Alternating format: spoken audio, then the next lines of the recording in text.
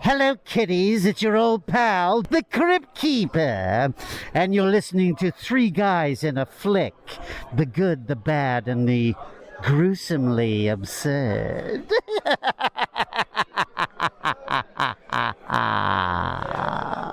Ladies and gentlemen, please take your seats. The show is about to begin. Nope.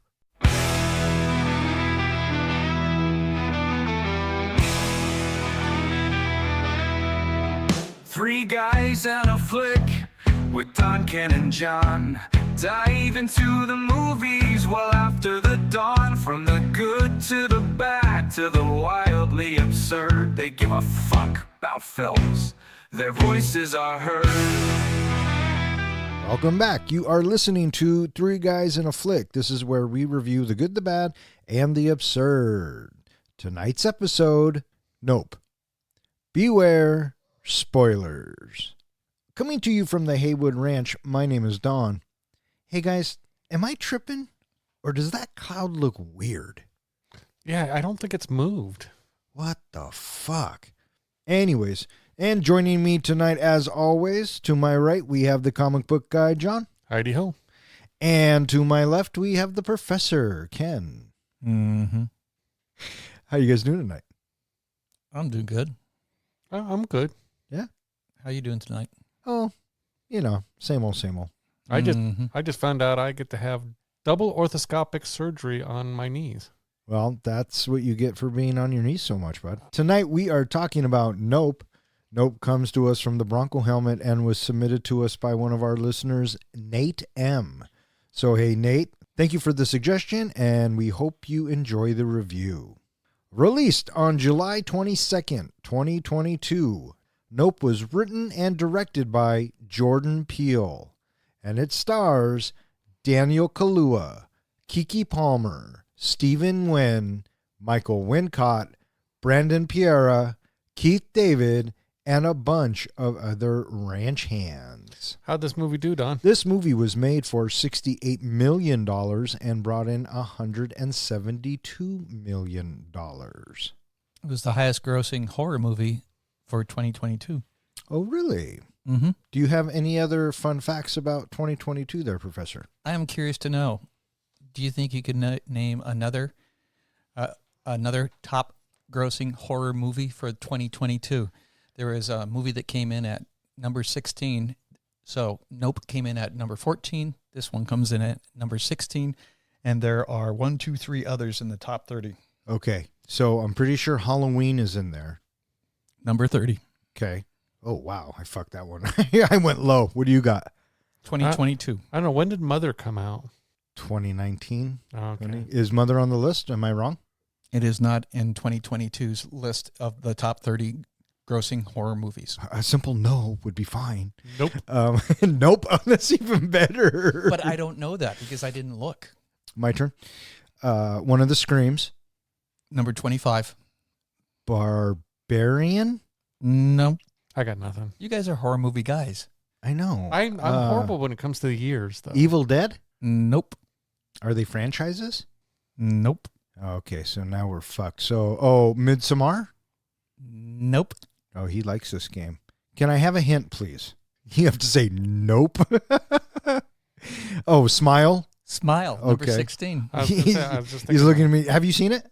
Nope. Have you seen it? Nope. Yeah, me either. But it is streaming now. Oh, listeners, Smile. Let's make the professor watch it. I lost count. So there's one more. And this one came in at number 23, The Black Phone. Hey, that's actually a really good film. I've never seen it. I have heard people recommend it. Yeah, I'm a big Ethan Hawke fan, and he's great as the villain. So, listeners, please and thank you, The Black Phone as well. And I'm sorry, out of all of that, where did Nope land? It was the highest grossing one, right? Yep. Okay. Came in at number 14. Yeah. 123 million that year. Did you guys see this in the theater? Nope. This was my first time. Had you seen this at all, Professor? Nope. All right, so 2 newbies. I did see this in the theater, and I am a big fan of Jordan Peele, both as a actor and writer-director. So I went into this film liking Get Out, and Us. And yeah, I was not disappointed. I was very pleasantly surprised with this. I had kind of an opposite reaction. I loved his previous movies as well. Went to this expecting kind of a similar thing, and I wasn't blown away by this movie. I loved the theme. I loved the subtext of it. I loved the shots and all that, but it just seemed the pacing of it was so slow. I kept thinking, move on. Let's go. Let's do something. Come on. Oh, interesting. So I kind of found myself falling asleep to this movie. All right, we'll get into it. What about you, sir? I was left crestfallen after Us, and because of that, I had little motivation to see this. I'm thinking maybe Jordan Peele is going to be another M. Night Shyamalan type of guy. You start strong, and then you start to fade right afterwards. Interesting. And so because of that, I was, I don't know if I need to see it. And so, once it was out of the theaters, it's like, yeah, all right. Oh, all right. Excellent. Something that I loved is that after this movie came out, a fan on Twitter proclaimed Jordan Peele the greatest horror director of all time. Do you know how Peele responded to that? Yeah, he said, thank you, which I also watched a couple of interviews with him. And when he gets compared to things like this, he always starts with thank you, which I think is super gracious. Anyways, he said, thank you, but I will not. He said, I will not tolerate any John Carpenter slander. There it is. Yeah. So he knows. Mm-hmm. He knows. I just love when it comes to Peele, his movies have a different vibe to them. They have an almost natural reaction of how people would actually react in those situations. In the example of this one, something strange happens, something scary happens, and people's reaction is nope, and they're going to get the hell out of there. Yeah. Well, it is the name of the title. Yeah. Yeah. Apparently, when this film was first announced during the Super Bowl many years ago, people came up with Not of Planet Earth. Yeah, they thought it was just going to be an alien flick. Yeah, which it is an alien flick. Let's not make any mistake about it. As far as we know, they never really say whether that thing is from Earth or from somewhere else. It's just an unidentified flying object. So I did not count myself, but I did Google how many times do you think the word nope is said during the movie? Fuck you, Professor. I actually started to do it. I have all these check marks, but I got into the film, so I just let it go. How many? If I recall correctly, 8 times. So you both have seen Get Out? Yes. Mm-hmm. Like it? Yeah, I really liked it. Okay. Yeah, it was wonderfully It intense. was a great twist. And have you seen Us? Mm-hmm. Did you like it? I liked it. I thought it was a little far-fetched. He's a great director, and I think he is absolutely hilarious as an actor. Mm-hmm. Did you guys ever watch Key and Peele? Oh, I watched every episode. I've seen 2 or 3. Sure. Love it. Did you ever see Keanu? No. No, that's the cat movie. Oh my gosh. Listeners, please and thank you with the cherry on top. Keanu. I know exactly why you liked this movie. It's not influenced as much from Jaws as you would think. When he named off his influences, he named off like King Kong and a few others. He didn't name off Jaws, but if you watch, the flags are similar to the barrels that were in the shark's mouth. Antlers is clearly a Quint type character. And Jean Jacket's demise, how did he die? He blows up. How did Bruce the shark die in Jaws? He blew up. So to me, it was Jaws in the air. Let's talk about this cast a little bit. What'd you guys think of Daniel Kaluuya as OJ? I thought he did a good job. He was good. Yeah, I really like that guy. He shows a great deal of restraint, and I loved him being so committed to the horses. When M, she doesn't want to go back, but he's like, I got mouths to feed. And his resolve to lure Jean Jacket away from M at the end, right? And so he just has this very stoic confidence in himself that he's going to do whatever he needs to do. I agree. Early on, I didn't like him because I thought you mentioned the word stoic. I thought he was way too passive and reserved for this character. He really didn't show a lot of emotions. But then I thought later on, he's an animal trainer. He works with these wild animals to get them to be prepared. So he has to be calm. He has to be stoic. He has to be very reserved as that type of person. So I thought, oh, well, he fits that character perfectly then. Yeah, I thought he did a great job. I bought it. Keke Palmer, what do you guys think of her? She's crazy. I didn't know her from anywhere before. She was really good. Yeah, she does a lot of voice work. I think she was in one of the Disney Channel cartoons that my kids used to watch a long time ago. Yeah, I thought her energy really added to the role. I agree. Her and Daniel made a good brother-sister pair. Yeah. And just their chemistry as siblings, I bought.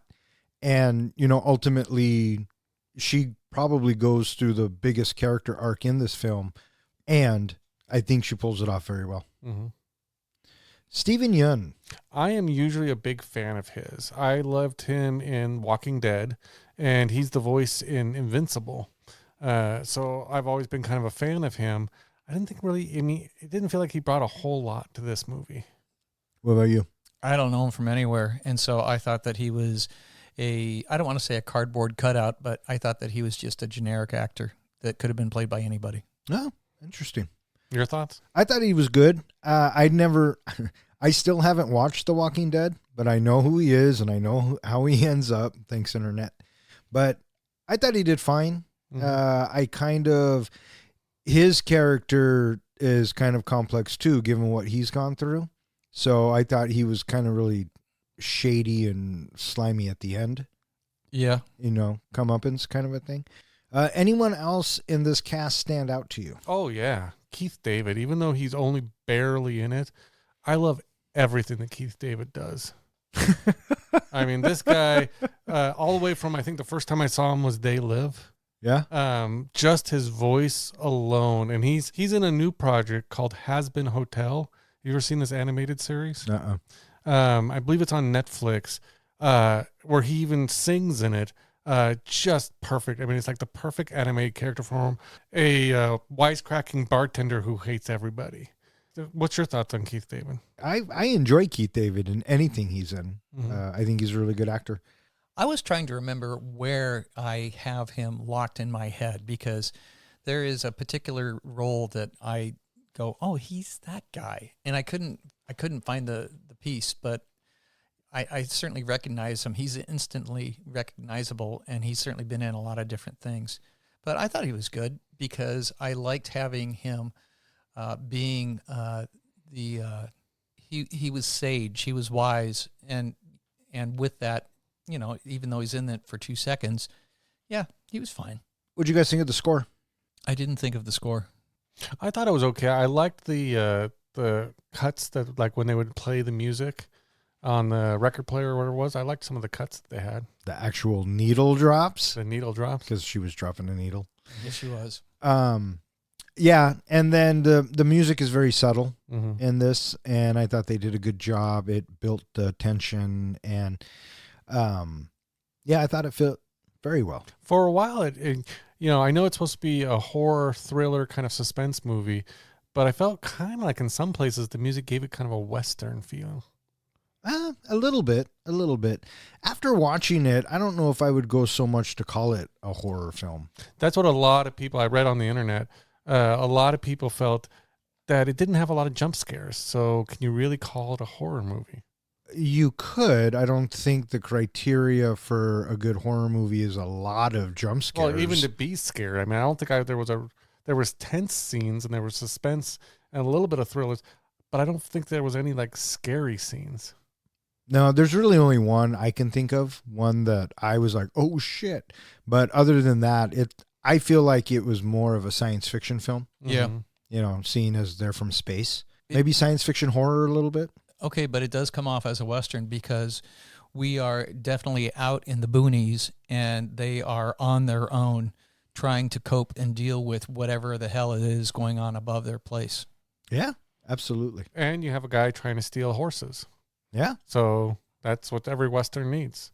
This movie is directed by Jordan Peele, and Jordan Peele, he got nominated for Black Klansman for Best Motion Picture of the Year in 2019. And he also got nominated in 2018 for Best Motion Picture of the Year for Get Out. And he also got nominated for directing for Get Out. And then he did win original screenplay for Get Out. So Jordan Peele definitely has had a very successful, although short-lived, directing career where it could have easily been nominated for something, but for whatever reason, it just didn't get anything. Sure. Yeah. I forgot that Get Out was nominated for all those awards. Yeah. You know what? I'm going to have to go back and watch that. I haven't seen it in a minute. Yeah, So, same. yeah. One thing that I didn't really catch, I think, during my viewing of this movie, but after doing a little research, it really hit me. Did you get the social commentary and theme of the movie? Oh, yeah. What they were going for? Uh-huh. Which is humans tend to, like when they look at animals and look at creatures they don't understand, to humanize them and think that the creatures, depending on how we work with them, they're going to react back to us like a human would. And I thought that was kind of an interesting that, like in the beginning with the chimpanzee, they put it on a TV show and they think this chimpanzee is going to act like however he's been trained, but a loud noise, of course, makes him attack. And so I thought it was interesting to kind of think about that as this creature, this big saucer-like creature. And Ricky thinks that, he can tame it, that he can domesticate it because he's, built a partnership with the gorilla or the chimpanzee early on. So he thinks he can tame it. And he learns you can't tame it.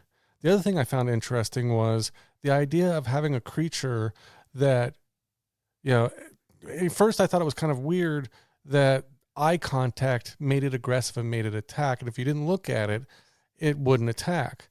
So I thought, are there other creatures in nature that are like this? Because I have read a few. Gorillas, for example. This is, I guess, a very common thing in the animal kingdom. Like gorillas tend to take eye contact if they are like the top gorilla, the alpha. If they take eye contact as you are challenging them. There's other animals like tigers. They think that if you are looking at them, you are challenging them to a fight. A lot of birds feel like it's disrespecting them, as well as if they have eggs or whatever, that you are threatening them if you make eye contact. There's all kinds of reasons why this creature would have felt that having eye contact with it was basically a sign of aggression. So Jordan Peele worked that in really great. I mean, it's basically the animal kingdom. Yeah. Yeah. It's also a metaphor for Hollywood, Mm-hmm. how Hollywood eat you up and then spit you out. Jordan Peele does say a lot with his films. He is one of those filmmakers that uses his platform to say something, and I applaud him for it. So, is it about that time, Don? Why, yes, boys, it is about that time. Welcome to another edition of Master Movie Trivia. I am your reigning champ. You may call me the champ. I have compiled 5 questions and 5 questions only to test your knowledge of the movie we are reviewing. Each question could be worth multiple points, so if you know the answer, say it.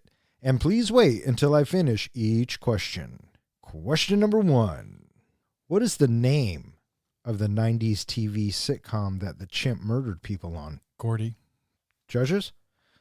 I'm going to need a little bit more. Gordy's House? Close, judges. All right, I'm going to give it to you. Gordy's Home. Gordy's Home. 1 point for the professor. Question number 2. What covers camera B when the alien appears? A praying mantis. Mm-hmm. Oh, John coming in. 1-1. It was camera A, actually. Camera B was out. Question number 3. Who was the only survivor at Jupe's claim after the alien attacks? The horse. Lucky. Tie. Question number 4. What name does OJ give the alien? Jean Jacket. Tie again. Bonus question. Who was Jean Jacket? It was a former horse. Oh, it was the horse that was Emerald's first horse that she was supposed to train on, but she never did. Why? Because She wanted his brother OJ got to do it instead. Yeah, well, her brother did instead. She just didn't want to do it. She was scared of the horse or something. Yeah, no. I'm going to give you guys a tie on that one. It was because Dad sold or he rented out Jean Jacket to the Scorpion King. So the Scorpion King, so she never got a chance to train him. And as it turns out, they used camels. And question number 5. Michael Wincott, Antlers, was in the first podcast released by the three guys. Name it. Crow. Crow? Correct. I don't I think know if that's true. Yeah, he was. He was the bad guy. Okay, but it's not the first podcast that we released. Yes, it was. It's the first one we released, not the first one we recorded. All right, I'm going to call this week a tie. You suck. Nope. Congratulations, neither of you are any closer to movie immortality.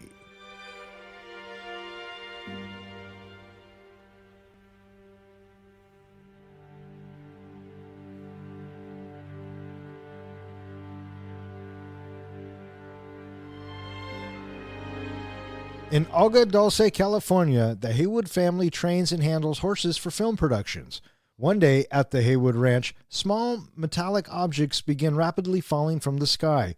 One of these objects, a nickel, strikes Otis Haywood Sr. in the eye and kills him. 6 months later, his children, Otis Jr. and Emerald, OJ and M respectively, are fired from a set after their horse Lucky reacts violently to its own reflection in a chrome ball used for visual effects. To raise money, OJ has been selling some of the Haywood horses to Ricky Jupe Park, who operates a Western-themed park called Jupiter's Claim. Jupe exploits his past traumatic experience as a child actor on the set of Gordy's Home, a family sitcom that featured a chimpanzee named Gordy.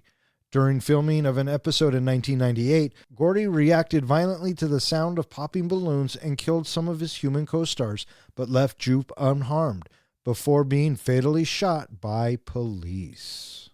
All right, so this movie opens up, and immediately during the Universal logo, we get the sounds of the TV show. And then You get that title card of Nam 3-6. yeah, and I thought that was an interesting quote. That was a really obscure quote. Yeah, but it kind of makes sense. I guess it's from an obscure part of the Bible or something. It is. Yeah, and I mean, basically what it's The saying, Old Testament. basically what it's saying is, I'm going to treat you like shit, and then I'm going to put you on display.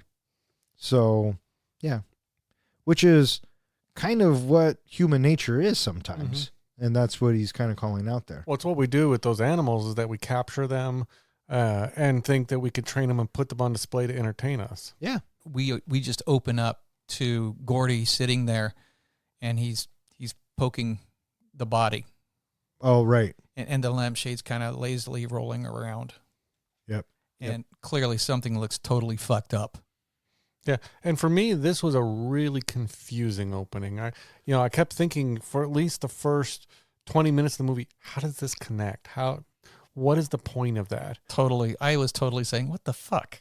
yeah, me too. When I first saw it, I'm thinking, I'm here to watch like a horror movie, an aliens attack movie or something. What does a killer chimp have to do with that? I don't know, but killer chimps are pretty fucking frightening, if you ask me. Lawnmower man, yeah. Yeah. So, and then after we get this shot, we cut to the ranch and we meet Otis Sr. and Otis Jr. And we find out that they are horse trainers and they rent out horses for Hollywood productions. They're outside and they're working with a horse, and the power go out, and all of a sudden we hear things colliding with the earth. We also find out that there's a little bit of a monetary struggle in that he says, this is the payday we need. This is the big one that we need. Right. And then as OJ is walking up to the house, all of this shit starts falling, and he turns around and his pop is kind of just slumped over. Yeah, slumped over in the saddle. Yeah, and we right away, what must have happened, which is one of these things falling must have hit him. Yeah, I don't know if I knew that when I first saw it. I assumed one of them had come down and either had knocked him out or gone right into his head and instantly killed him. Yeah. I didn't expect him to be alive at all. Oh, yeah, because something does fall down and hit him, and then we cut to them in the truck, and OJ's taking him to the hospital. One of my thoughts was when they got him in the truck and they showed it was the eye, something had hit him in the eye, I thought, that's weird how it got to his eye. But I thought, first reaction when all that shit's falling is to look up.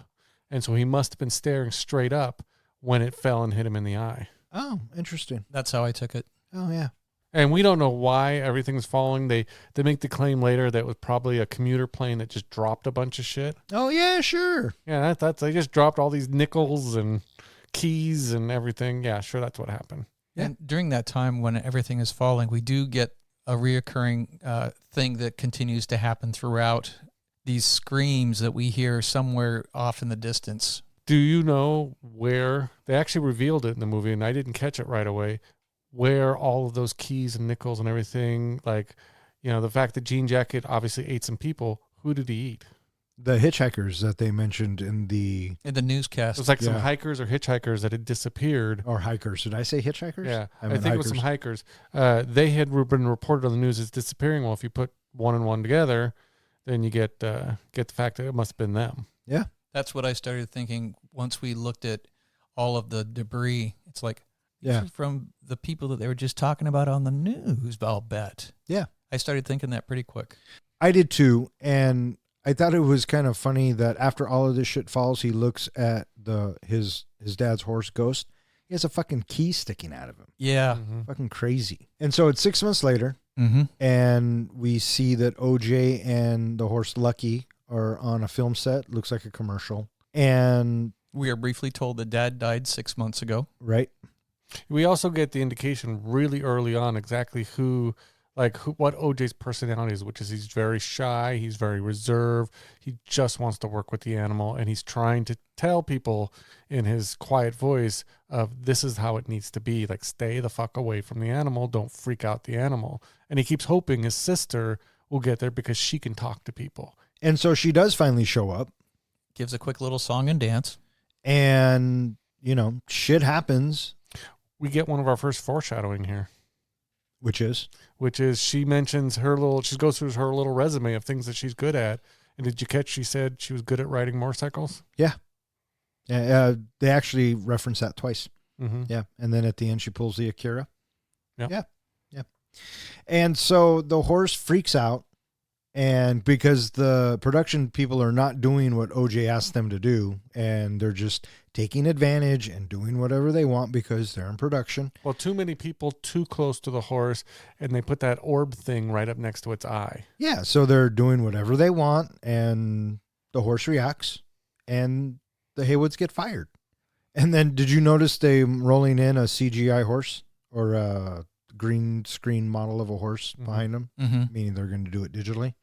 So they go back. Yeah, we have Emerald riding in the car with OJ back to the farm, and I loved the shot of of M. She has her head resting against the window, and the window is cracked open, maybe like 2 inches, and we have some of her hair that is going out the window, and her hair, I feel like it is doing, it is mimicking what the Sky Dancers, those tube.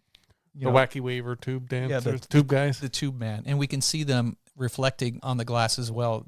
And I feel like that she's mimicking those tube man dancers. Yeah, good shot. This movie is beautifully shot, and all of the night scenes were actually shot in the day, and they came up with a way to make it look like it did. It's phenomenal. We go to Jupiter's Claim, and Lucky gets dropped off, and we meet Jupe. And oh, so briefly, Lucky is sold for $11,500.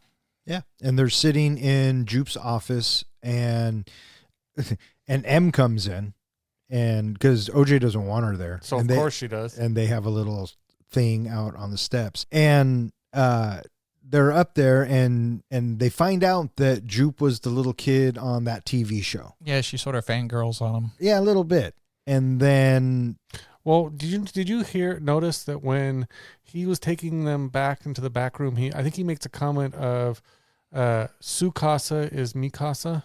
yeah, because he wants to buy the ranch. But yeah, it was supposed to be mi casa is Su Casa, but what he was foreshadowing is, your home is my home. Yeah, because he wants to buy the ranch, Yeah. and he's talking to OJ because OJ wants to buy some of the horses back, and Jupe's like,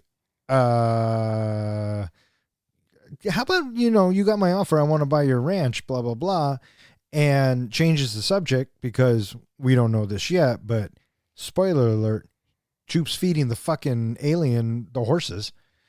And and this is where M kind of is still fangirling on him, and then Jupe's like, hey, let me show you something that I usually charge people for, and this is his memorabilia room. Mm-hmm. From his childhood show. And then they figure it out, and then M and OJ figure out that, oh, he was on the show with the fucking killer monkey, and so M kind of asks him what happened, and in a roundabout way and not very specific at all, he kind of explains what happened. He doesn't talk anything about himself.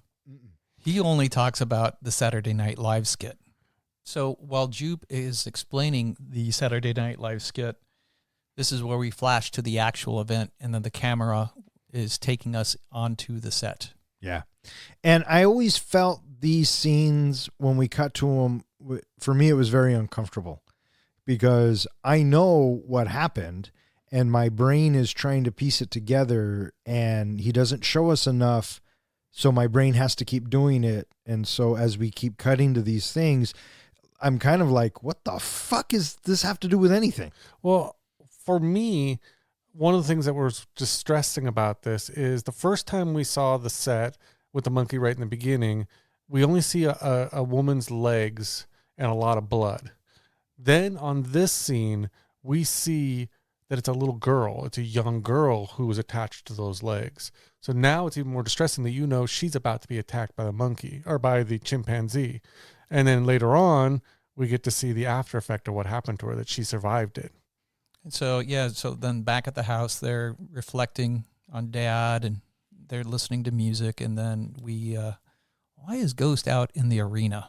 And then we get the Ghost title card.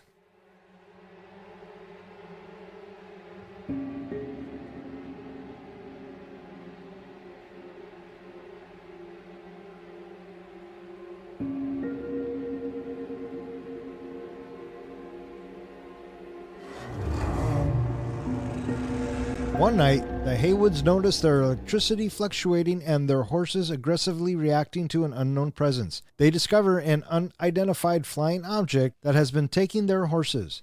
The siblings decide to document and sell evidence of the UFO's existence and recruit electronics store employee Angel Torres to set up surveillance cameras.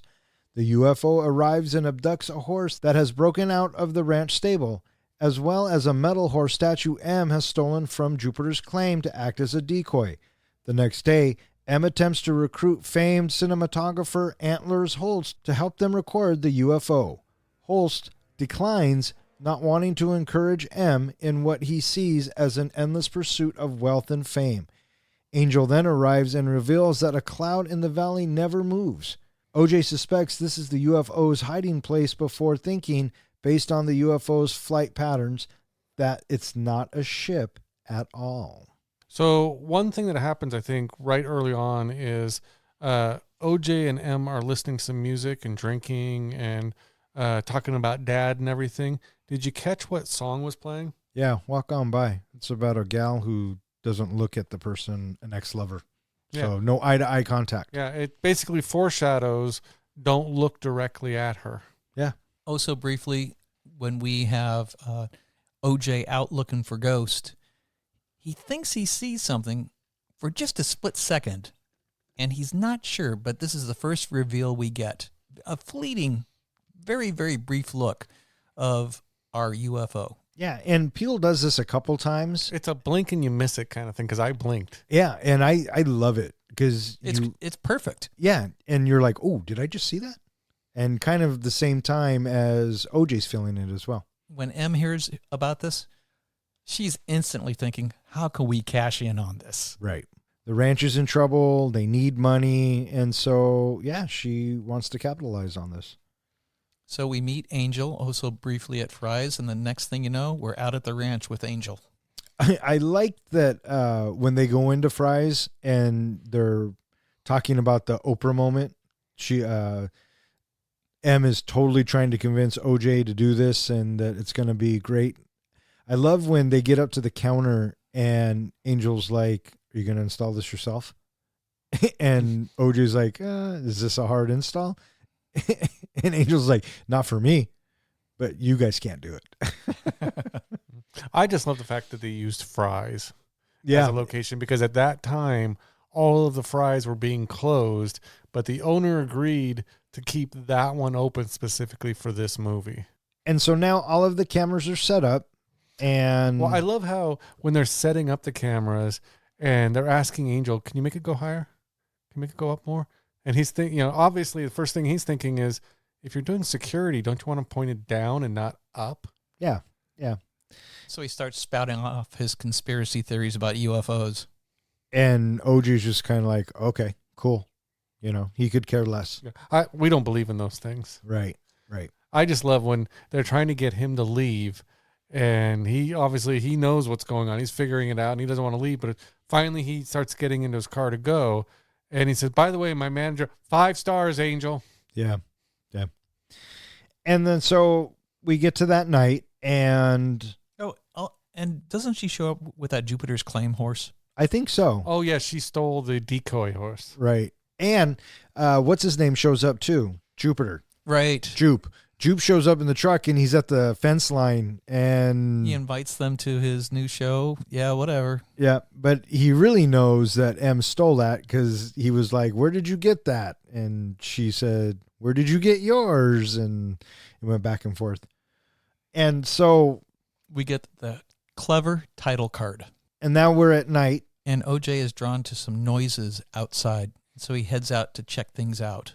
This was probably the scariest part for me, because It was creepy. the way Jordan films it, the first time this is one of those first time moments, right? It either gets you or it doesn't, because after you see it, it's never the same. Right. But watching it again last night, it creeped me out. Well, is this where the little kids jump out? Yes. And my thought when I was watching this is, I'm still at the point of thinking, is this an alien UFO movie?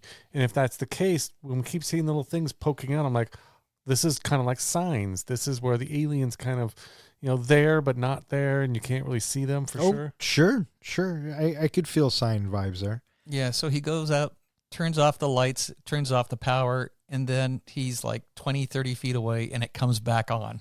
And then we're looking at the shadows. Is that a figure in the shadows? I didn't see it until it moved. Right. And that's so good, And his delivery of nope is perfect, right? Yeah. Because you're not going to go investigate. You're getting the fuck out of there. Right. Did the one that swung down, did it get you? That's the kicker. See, that's what really sells it, because that is somebody, and all of a sudden, whoop, somebody's out at the doorway, and he was just at that doorway a moment ago. Yeah. So, and then he lands up clocking one, and it turns out it's Jupe's kids. Well, my thought about this whole scene is, those are some pretty stupid kids, because if They could get shot. well, that's my thought is, ranchers usually when they're investigating noises or anything, they're carrying a rifle with them or something. They're going to take out a coyote or whatever it could possibly be. So those kids are lucky they didn't get shot. Yeah, I agree. One of them just got hit. So there you go. And then we cut back to Angel, and this is where you get a really lame jump scare. Angel is sitting there in the light, and then in the background, we see this shadow slowly approaching him, and the music builds. And then we don't jump, but Angel, he's, ah! And it's just his coworker. Yeah, lame.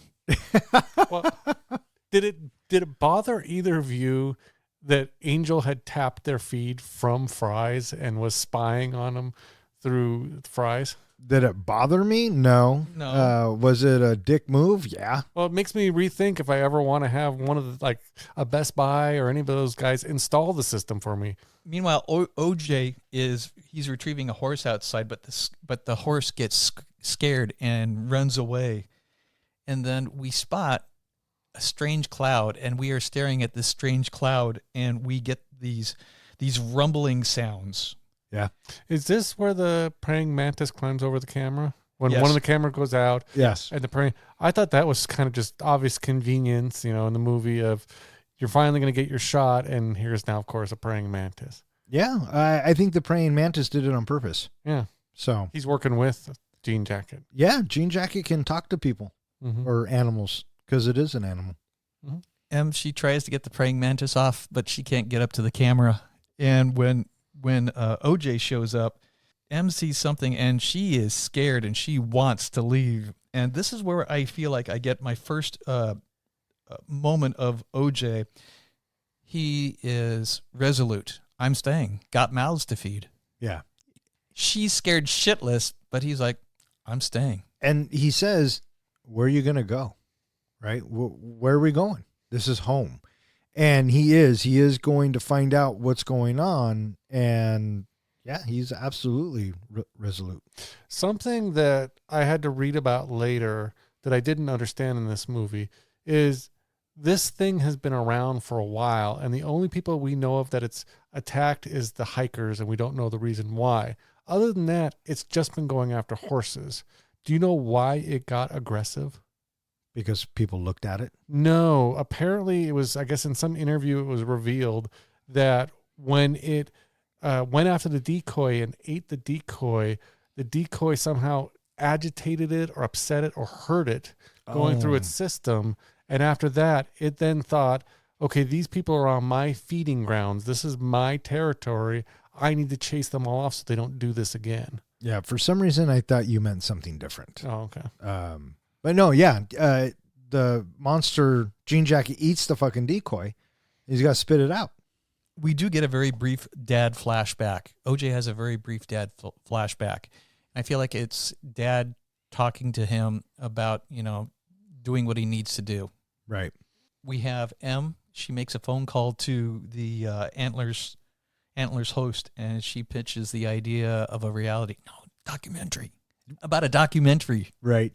And Antlers is like, you're chasing a dream that, you don't wake up from. And you're always looking for that impossible shot. Mm-hmm. And you can spend your whole life looking for it, and it will cost you everything. And chances are you'll never find it. What I did find interesting about him is each time we see him watching his I'm guessing his work, or anyway, some sort of work, it's about, nature being nature, a predatory animal taking down another animal. Yeah. And do you see all the shots of the eyes? Mm-hmm. Just another tell saying, don't look this fucker in the eye. That's going to be a big thing. Mm-hmm. And so he declines, and I think he hangs up on her, and she's like, fuck that guy. Right. Angel shows up, and he has a very interesting thing to reveal. The cloud doesn't move. And so now they're starting to put two and two together. And Angel's the one that noticed the cloud because he's fucking spying on him. And that's where we get that line. I've been looking at the same damn cloud for the last 6 months. Yeah. But then he makes a really interesting revelation. What if it isn't a ship? And it's curious that he took it in that direction. And I think the reason why he's compelled to take it in that direction is because of those screams and the grumblings that he's been hearing up in the night sky. I got to admit, when I figured out that it wasn't a ship and it was the actual alien, an organism, I liked it even better. And yes, I immediately thought to Jaws. So, well, that was the great twist of it, is it wasn't a typical, Signs type movie. That this was, in essence, a giant jellyfish in the sky that was feeding on people and feeding on horses and attacking. And when I finally made the connection of what those screams were, which is, those screams weren't the noise the creature was making.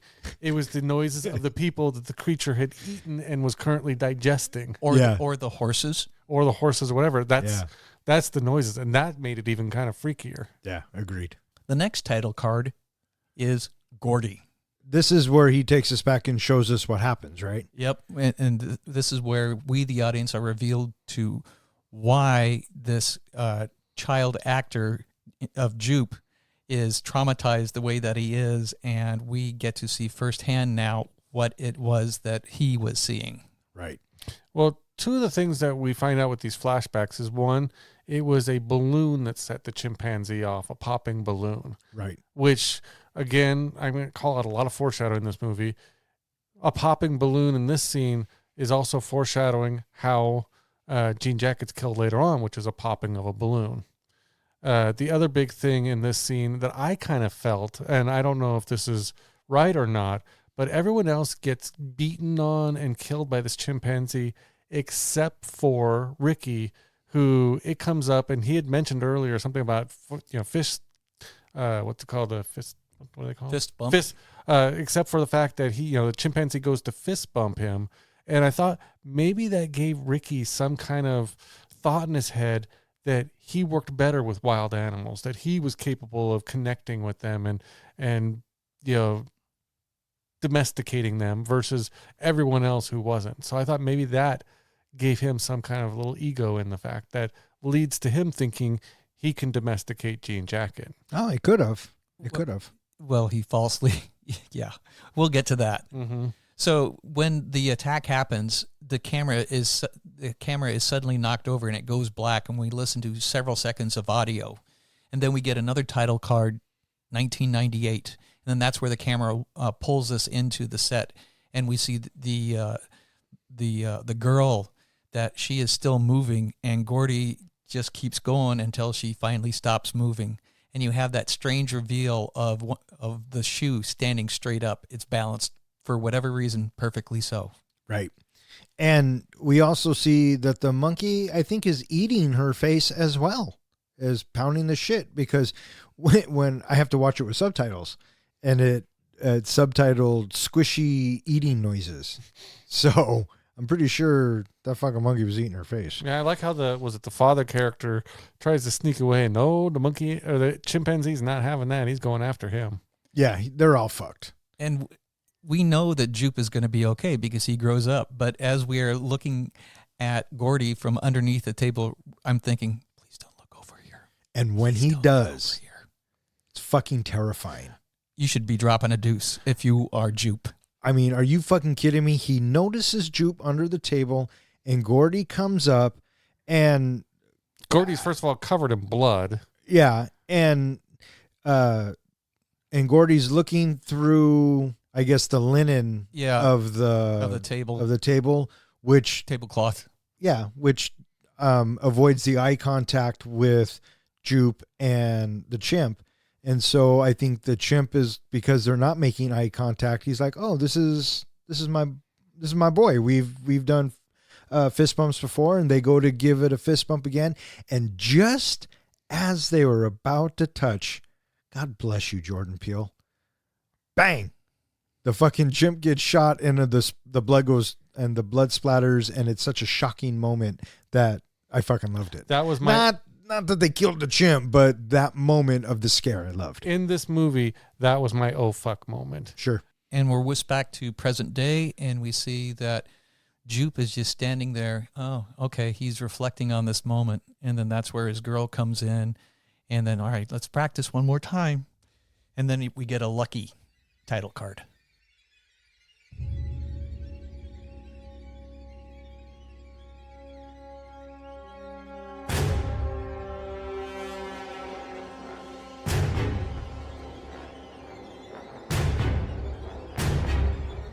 Jupe introduces a live show in Jupiter's Claim, intending to use Lucky as bait to lure out the UFO. For months, Jupe has been secretly offering the Haywood's horses to the UFO to gain its trust and domesticate it before revealing it in the show. The UFO arrives earlier than expected and consumes Jupe and everyone in attendance, ultimately leaving only Lucky alive. OJ, attempting to retrieve Lucky, confirms his theory that the UFO is actually a territorial predatory organism. After the creature showers the Haywood's household with the detritus and the regurgitated remains of the Jupiter's Claims crowd, OJ realizes that it only attacks those who look directly at it and devises a plan to record it. M and Angel are hesitant until M receives a call from Holst, who now agrees to help. OJ names the organism Jean Jacket after a horse that had been part of Haywood's stable in the past. So there was a big moment in this scene with Ricky out at Jupiter's Claim, getting ready to do the thing, that all the pieces kind of started connecting for me. And that's when I saw the back of Ricky's jacket. With the UFO on it. Because at first, throughout the whole thing, I never connected that he knew about the alien, that he knew about this creature. Just that, he wanted the ranch and all this stuff, and I didn't know what he was doing with the horses.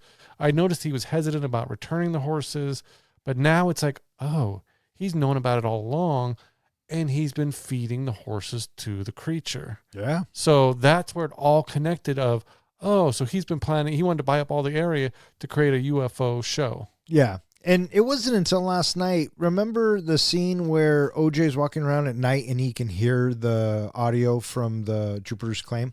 Mm-hmm. I thought he was doing these shows regularly. That's what I was thinking too. It didn't click to me until last night when I watched it. That was the first show. That was the first show. And it goes horribly wrong.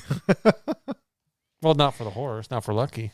Well, yeah, but Lucky didn't look up. So this approaching storm is, I think, a wonderful precursor to what is about to go down. And we have OJ. He decides he's going to go get Lucky back. So he heads off to Jupiter's Claim. He's starting the show, right? And he's being very flamboyant about it. And, you know, he has that moment where he introduces his first crush, Mary Jo Elliott, and she has the white shawl over her face. What the fuck was that about? That was the girl who was getting eaten by the monkey. Chimp. I think that kind of showed, I almost felt like we were supposed to sense that Ricky's not all bad. He's not a bad guy. He's just, you know, he's still taking care of her in a way. I'm sure he's still financially helping her. Well, I didn't put that much thought into it, but because they were on the show together and we find out that was his co-star, I feel like they have a bond and they witnessed and experienced something so traumatic that, you know, naturally they would keep in touch. I think. I didn't pick up on that at all. Oh, I was so confused. Why do you have this Wild West show, if you will, and he's talking about a UFO? Why are you revealing that on a Western show? Mm-hmm. and the surrounding. I mean, look at the town he built, Jupiter's Claim. Mm-hmm. Is it Jupiter's? Yeah. I believe so. Did you know that set is now a permanent fixture at Universal Studios? Yeah. And so as he's getting the show started, The clouds rumble. and Jean Jacket shows up early. Because it's pissed off because of the fake horse, Yep. the decoy. And he's hungry and he's come to eat. Yep. The wind builds and everybody's busy looking straight up at it. So it was interesting. I couldn't quite make out necessarily why were we inside the creature so we could see everybody in there squishing around. I didn't get that. Oh, I thought it was horrific. I knew exactly why we were in there. We were witnessing these humans being digested Well, I also and thought- eaten. And you know what it reminded me of real quick? The Sarlacc pit. Well, yeah. It made me think that Peele was giving us the impression of we've been sucked up too, and we are going through the exact same horror that they are going through. This is what these people are seeing that now that they're inside its gut.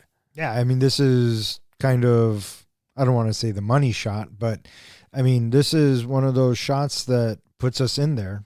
And yeah, I thought it was horrific. And I know we had all the screams and everything, but I swear I heard like bones breaking too. Did you hear that noise? Oh, I'm not sure. Mm-mm. Probably not. Okay.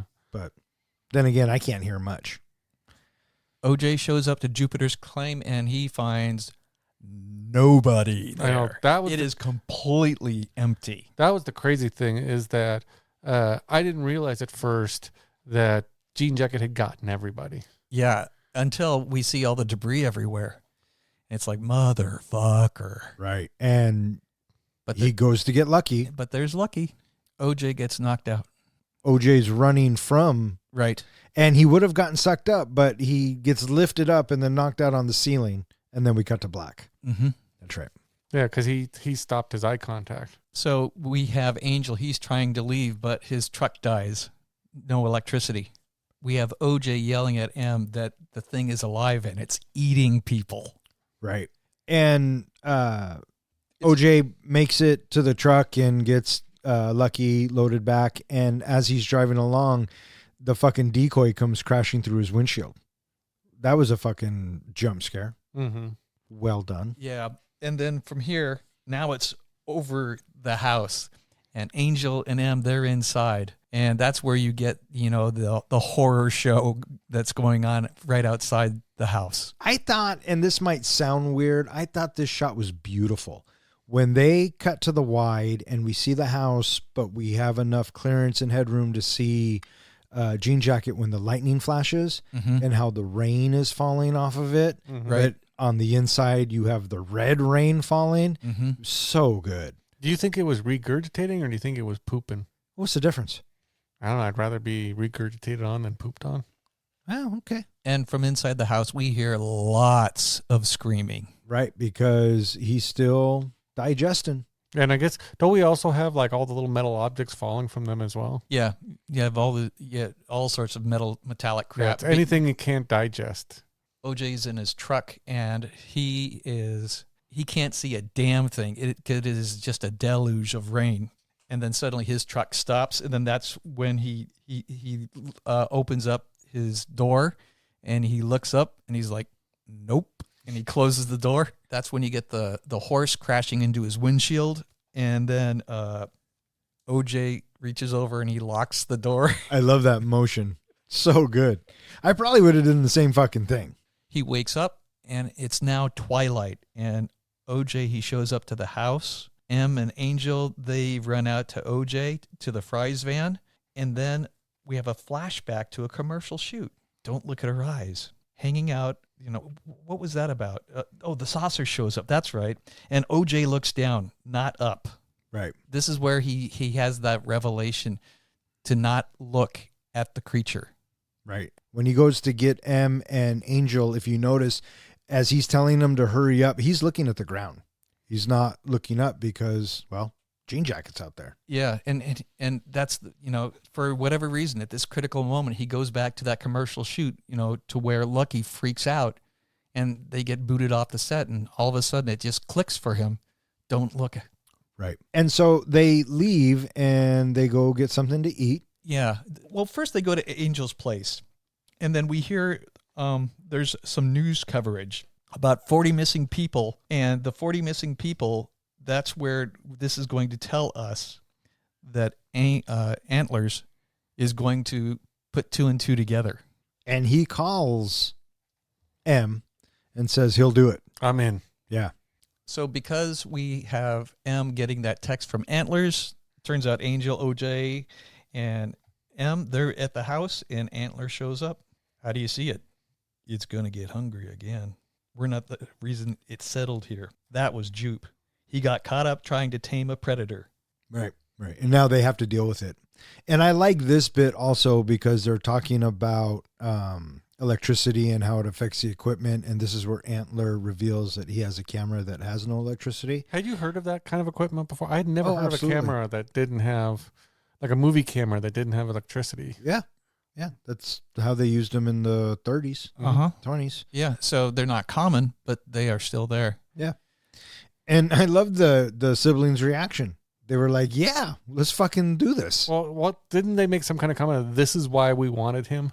Yeah, something like that. Yeah. And then this is where we are assigned the name of Jean Jacket. So they come up with a plan. They want to get up on a ridge, and then Antler, he has the non-electrical camera, and he'll be up there. And then this is where we get some sage, not advice, but, in a way it is advice. We have OJ saying, you don't turn your back on a bear. You don't wear red around a bull. It's like that. You don't look at it unless you want its attention. Right before that, though, Nightport, is that where Antlers kind of sings the song People Eater, Purple People Eater? Probably. That happens at night when they're sitting around the table. Oh, I yeah. think it's that night at dinner. It's the day before they go off and do this adventure. Right. And and because Angel, he's talking about, maybe we're doing something good. Maybe we're saving lives. Maybe we're saving the earth. Yeah. Because I was kind of wondering what the significance of that song was. And the only thing I come up with is he talks about a one-eyed creature, which is, of course, what this thing is. It seems like it's, when we see the big jellyfish reveal at the end, it's only got one big eye. Yeah, maybe. It's not purple. No. But it's a people eater. Yes, it is. So we get a shot of those 4 walkie-talkies on the table. It's like, okay, they're going to be organized here. And then we have Lucky getting that hood put over his head, and he's not going to fuck with you. Right.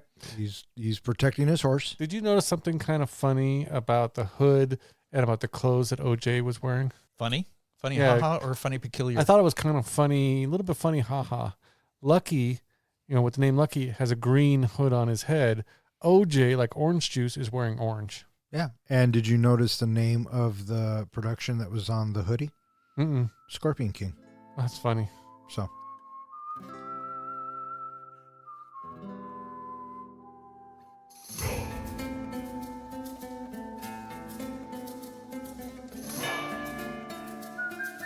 To circumvent Jean Jacket's effect of shutting down all electrical equipment in its vicinity, Holst brings a hand-crank film camera. The group sets up a field of battery-powered tubemen props to track its location in the sky.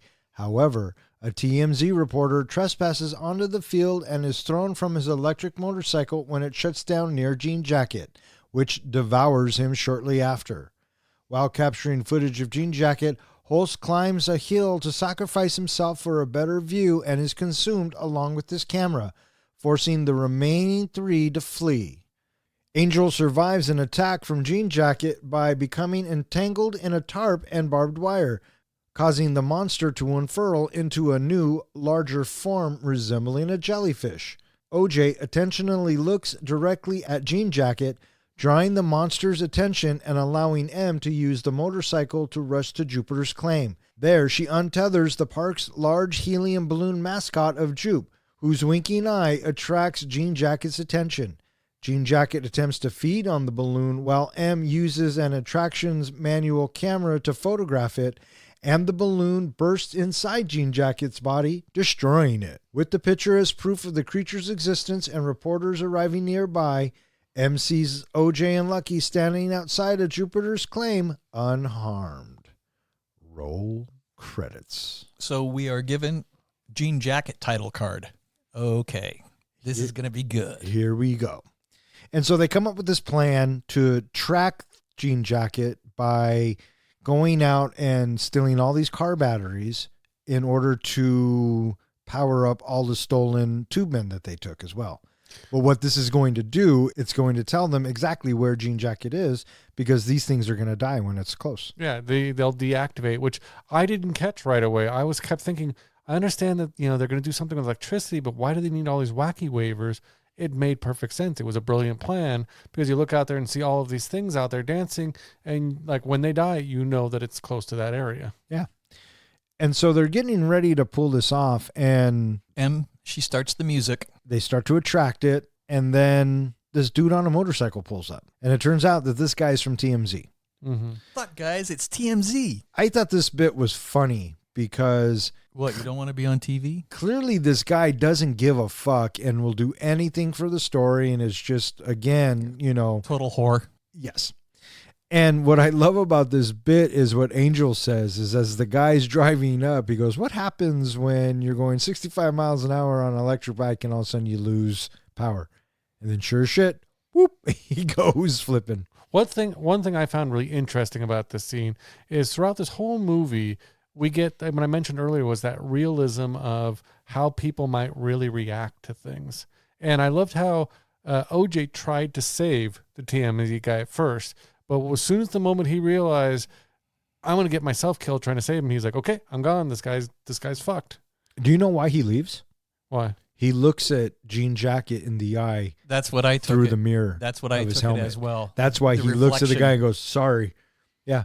So he inadvertently brings Jean Jacket down to the TMZ guy. I liked how OJ is sitting there on Lucky, and he just watches the motorcycle whiz by. It's like, you idiot. He knows what's going to happen. Mm-hmm. And so the TMZ guy gets eaten, and now the plan is kind of fucked, right? And in the meantime, you have Holst and Angel. Thank you. On the ridge taking footage, and Holst isn't getting the shot that he wants. Well, one thing I thought was interesting, I read this, that there's something called the money shot and the money hour, I guess. Is that Twilight. The Golden hour? The golden hour. That's what I'm looking for. Where the sun's just perfect in the sky and you're getting the perfect lighting and everything. And that's something that Antlers, Holst notices, is that this is what he's probably sought all of his life, which is the perfect shot. So he decides he's going to risk it and go out there with his little camera and capture the money shot. What do you guys think of the spit?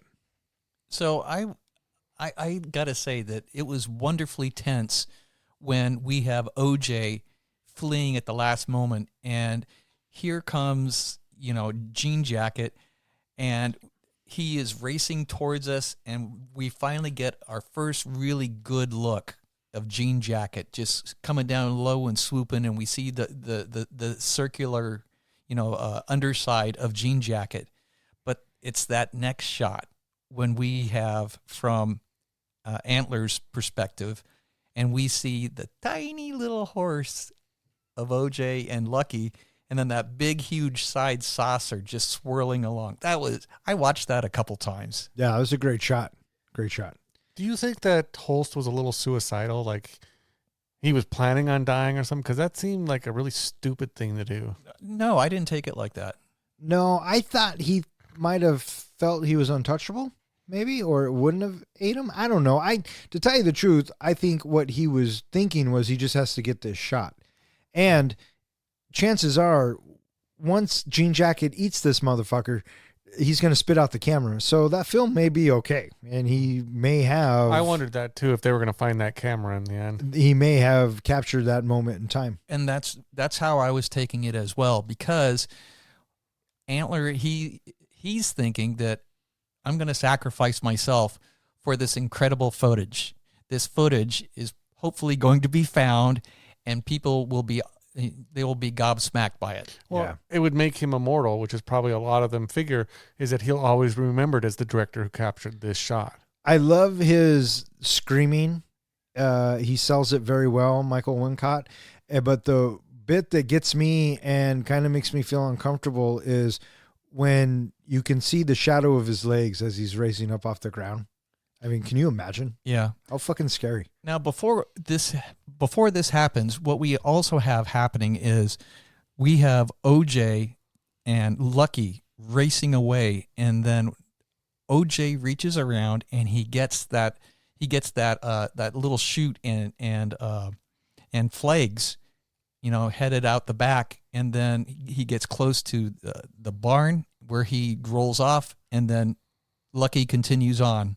And when Lucky continues on, what we have now happening is that Jean Jacket seems to be pretty fucking pissed off because he's coming back with a vengeance now. Right. Well, they kind of mentioned it a little bit earlier, and it's something I didn't catch right away, was because of eating the decoy and the decoy hurt it, it now associates the flags that were around the decoy as danger. Yeah. And so when he lets go the flags at the end, like a parachute, that's what scares off Jean Jacket. Yeah, he's protecting Lucky as well. Mm-hmm. And then this is where we lose Antlers. Yeah. And while we're losing Antlers, Angel... He's caught looking. Yeah. And then all of a sudden, bam, that tarp slaps him in the face and it sends him tumbling downhill. Fucking Lucky. Fucking Lucky. Right? And in fact, I'm pretty sure that his character was supposed to die, and the actor talked Jordan Peele and the execs to writing it so he could live. And he does get sucked up. Yeah. But he gets spat out just a moment later because the barbed wire fence is being sucked up there with him. And Right. bleh. Yeah, Jean Jacket is having none of it. Yeah. Now we have Jean Jacket, and he's heading towards the house. And M, she's scared shitless. And she starts to almost get sucked up, but she's just outside of the path of it. I kind of thought of Twister, Yeah. like a tornado. Uh-huh. Yeah, that was a good shot, though, of her getting flipped out. So M, she's walking away from the house in a very deliberate manner. She's keeping her head down, but she's just steadily walking away. And this is where you have OJ spots her, and he tells her to get to the bike. Right. And so this is where OJ is going to make eye contact and go one way to lure the beast away, and M is going to go the other way on the bike that she said earlier that she knew how to ride. Mm-hmm. And at this point, we can tell that Jean Jacket is deeply wounded because the creature is not retaining its original form that we've seen. This is where it slips into that jellyfish look. What'd you guys think of this look? The jellyfish look? Yeah. I thought it was a good way to convey that Jean Jacket is suffering. Yeah. I thought of it more of, this kind of explains a little bit about its flying ability in that it's almost like a giant kite and it kind of soars like a jellyfish. In that you could kind of see that could carry it on the wind and everything. Sure. I was just so relieved that it didn't have tentacles and it didn't look like your typical space alien. Yeah, You know, very much. Because I already had bought in the fact that it was the actual organism and not a ship. And now it can change its form and shape. And I thought it was an original idea. And I applaud Jordan Peele for that. The only thing that took me out of the creature's look was when we get the reveal of its eye. And when I see that and it's revealed to us, it's like, oh, that's what is in the opening credits. Yes. Yes. Because when you're watching the credits, You you're don't like, know what that is. is this Tron? What the fuck am I watching? I was very unsure if OJ was to be making it out of this alive, because he's deliberately pulling Jean Jacket further away, and he's being very deliberate about it. Yes. And in the meantime, M takes off and goes towards Jupiter's claim, and the music starts to build up, and we're coming up on our finale. And I'm thinking to myself, how the fuck are they going to take care of this, or how are they going to kill it? Totally. And when she runs around and then she starts untethering the big balloon, I went, oh, okay. Yeah. My first thought was the balloon was going to go up and Jean Jacket was going to choke on it. That basically it's like any animal that eats a balloon, like dogs eating balloons and things, they tend to choke on them. I thought it was just going to choke and crash. You brought up an interesting point of whether or not OJ, you thought he was going to live or not. In the original story, in the original script, he dies. But people told him, this has got potential for sequels. You know, don't kill him off so we could possibly bring him back. So that was the only reason why they let him live. And then after the balloon goes up, and it's like, what the hell is M doing? Why she got all those coins? Are you trying to kill the creature? With what? It's the well with the pictures. She's getting her Oprah picture. That's right, because you didn't need electricity. That was my first thought too, is because we had seen the kids with the camera thing. We had seen a picture, I think, in one of Ricky's office scenes where it showed what it looked like from there, and you could see the sky up. And I thought, oh, she's hoping to fly above it. Oh, yeah. Yeah. And it worked because she gets the money shot. Fucking Jean Jacket explodes. The press arrive. She turns her head. And then through all of the dust, we see the reveal. It's OJ and Lucky. He made it. Yes. And never once did I think that he was dead and she was seeing a vision. And I know that that's kind of one of the things that's out there. And I was watching an interview with Jordan Peele, and he says, it's up to you. And that's what I love about this movie. And that's what I love about making movies, is it gets you to talk this, that, and the other. So, yeah, right on. And that was Nope. Yep. Welcome to a new segment we like to call Face the Wheel.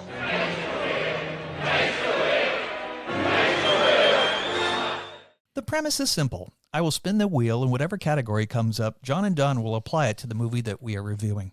Once they have presented their idea to me, I will decide the winner of this week's wheel. So here are the categories: mashup, plot, rename, genre, reboot, alternate ending. I liked it better when it was called Spin Again. Pick any. Add any character from any movie. Here we go.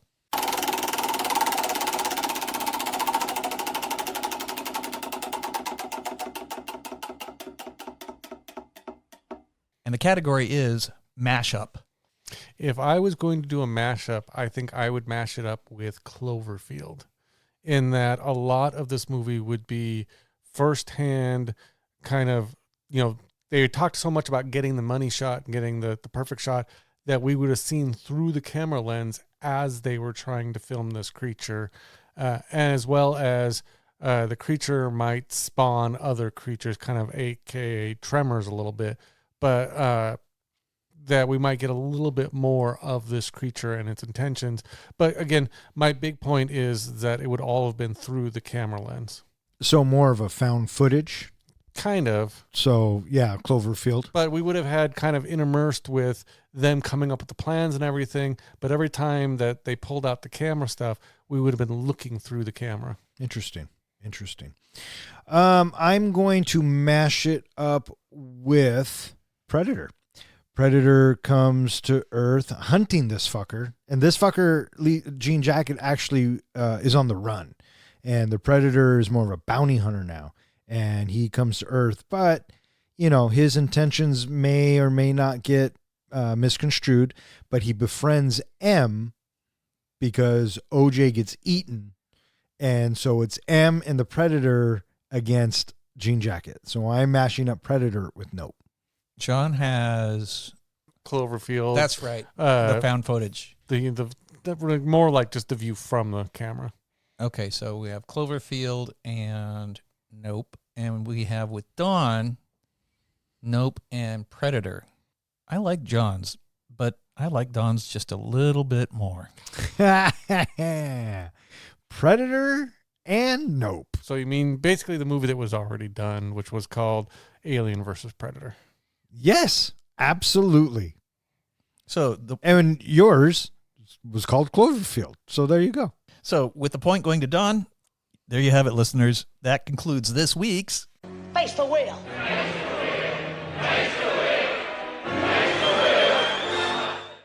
All right, what do you guys think? You guys ready to rate this flick? I'm ready to rate this flick. John, are you ready to rate this flick?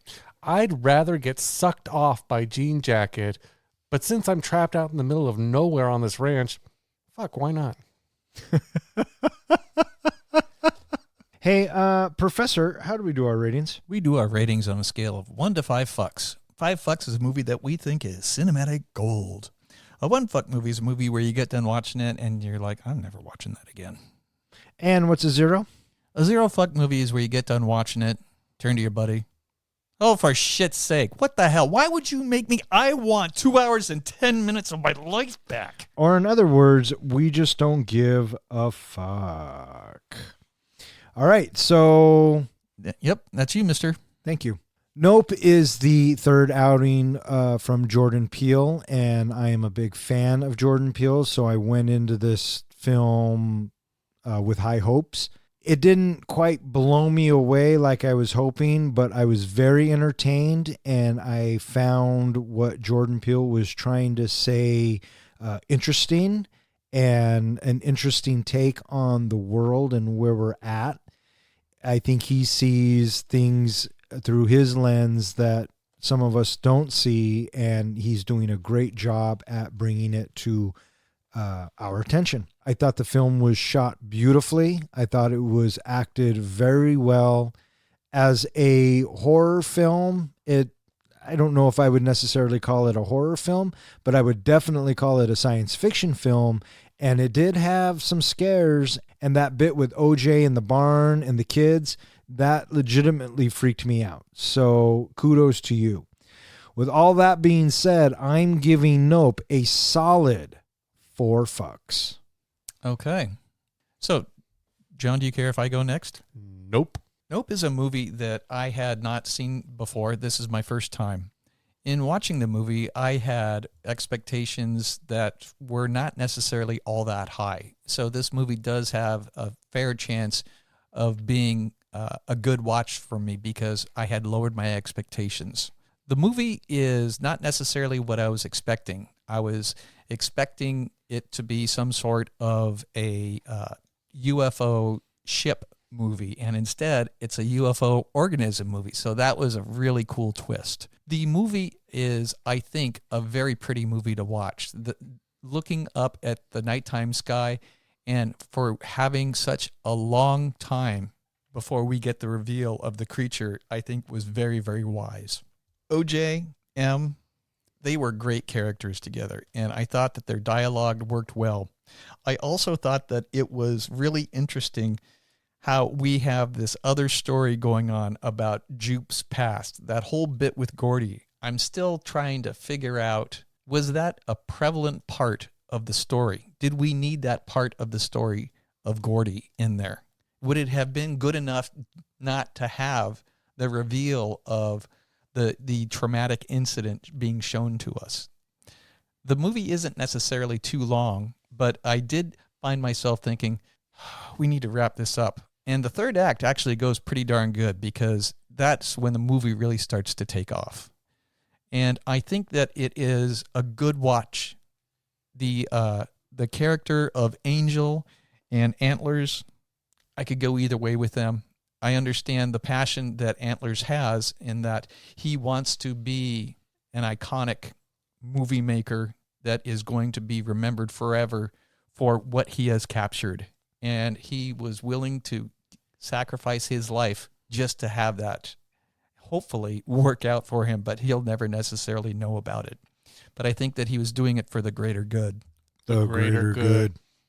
Looking at this movie today, I think it's going to be a good watch the next time I see it, because I think that this movie works for the next 10, 15, 20 years. The fact that we have so little of other characters, and it's predominantly just between M and OJ, I think works well for it. The movie is a suspenseful watch, especially during the third act when we get some really good reveals of Jean Jacket. I think that this movie is a solid 4-fuck movie. 4 fucks from the professor. Should I go next? Nope. Before I go, would you like to guess what my rating is going to be? Yep. I think that you are going to give it 3 fucks. Is that your final answer? That's my final answer. Okay, because I've been really debating it in my head. Are you reading it clearly? Nope. Okay. Not much there, is there? Nope. Nope is a bold and visually stunning movie, showcasing Jordan Peele's signature blend of suspense and social commentary. The film excels in its innovative storytelling, eerie atmosphere, and strong performances, particularly by Daniel and Kiki. However, its complex plot and ambiguous narrative may leave some viewers puzzled. While I can't say this is Peele's best work, Nope is a memorable cinematic experience. My biggest gripe with this movie, as I've said throughout this podcast, is its pacing. It's just too damn slow, which really makes me not want to watch this movie again. And if I do watch it again, I'm betting I'm going to fast forward through a lot of parts.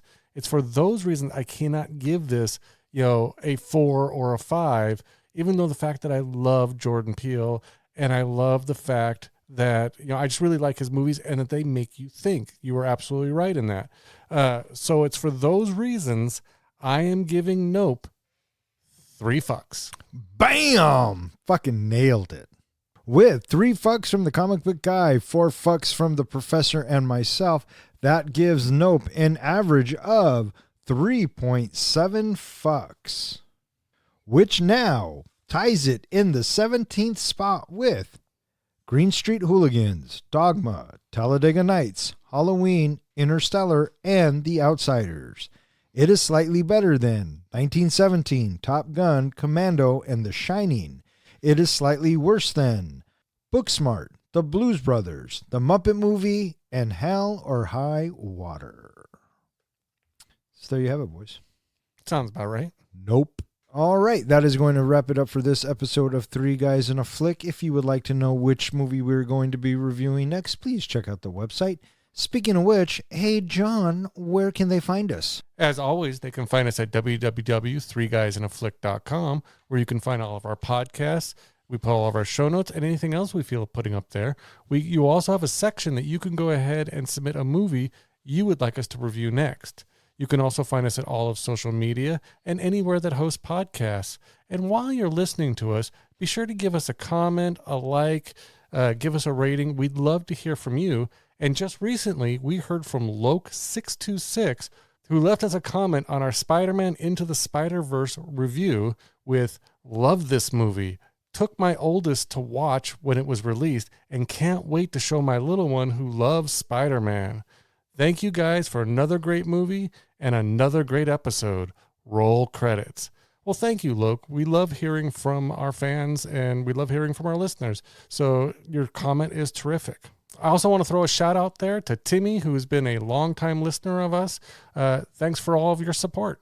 All right. I just want to thank Nate M. for throwing Nope into the Bronco helmet. We had a lot of fun watching it and reviewing it. We hope you have a lot of fun listening to it. I also want to thank anyone else who listens and who has suggested a movie. If you keep listening, we'll keep recording. For 3 Guys in a Flick, I'm Don. I'm John. And I'm Ken. Thanks for listening. Nope. Three guys with some mics, yeah, dive into the flicks. We're here for the real talk, no time for the tricks. Starting as the captains, steering us right. Kid drops, now they're shedding light. John with the comics, bringing the hype. From the good, the bad, to the absurd. We break it down, make sure you heard. Passion for the screen, we ride or die about movies. You know, we always give a fuck, no lie. And that maybe we're going to get another one. It'd just be the same movie. Yeah, but maybe there's more than one, or maybe this one reacts differently, or maybe they domesticate this one. Would that be Nopes? Get it? Yeah. Yeah. Who knows? So, I, for one, hope he does not. And I think this is a great standalone. Agreed. So, well, I figured there at least has to be one movie where the jean jacket creature decides that it now is targeting that family because of blowing up the first one. dude, knock it off. We are not, he is not going to pay homage to one of the greatest films ever made and then turn around and pay homage to one of the worst movies ever made as its sequel. Could be in the Caribbean. Oh, you fucking killing me, guy. Oh, I think that's the Professor Nurse. All right. What do you got? Well, I have two. I have one, maybe two. Okay. What do you got there, guy? Nope. You go with one of yours. I'm going to go with, you want me to Just do one. just one for now? Yeah. Knob. Knob? Okay. Mine was porn. Now you go again. My other one I might have to explain a little bit. It's Nurk. And the reason why it's Nurk is because a friend of mine from high school, actually I've known him all my life, Nate, used to always refer to masturbation as nurking the boomer. So Nurk. Huh. I think that could work, but at some point in the story we have to explain that. Well, So- the creature only attacks when people are masturbating. No, I get that, but the average listener isn't going to know what nurk means until we explain it to them. But that also, you see that big hole. Yes, I get the whole premise, my man. What I'm saying is we have to explain the word nurk. Nurk and the boomer. There you go. All right. And then my last one was simply boobs. Don't look at me like that. Don't judge me. Be prepared to cut this one, but I also was thinking of... Whoa, buddy. Okay, don't ever say anything out loud. All right, may all of your days and nights be filled with happiness. All right, fuck up. Good night. Catch the vibe as three guys in a fight, keep the passion alive.